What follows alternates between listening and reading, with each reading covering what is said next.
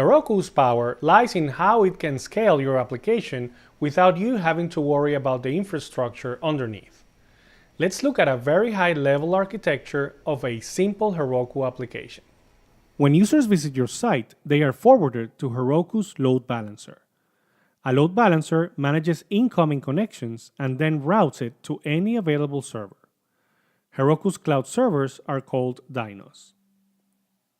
One very important thing to note is that dynos don't keep any data in them. They are constantly being created and destroyed. To store data, you need to connect to an external data layer.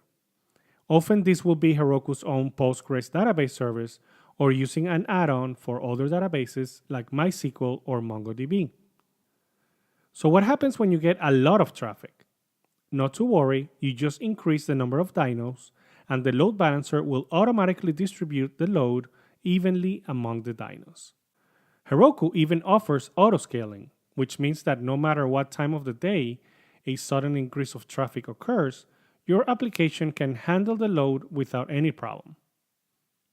Notice that the database layer also scales up automatically. You don't have to worry about anything.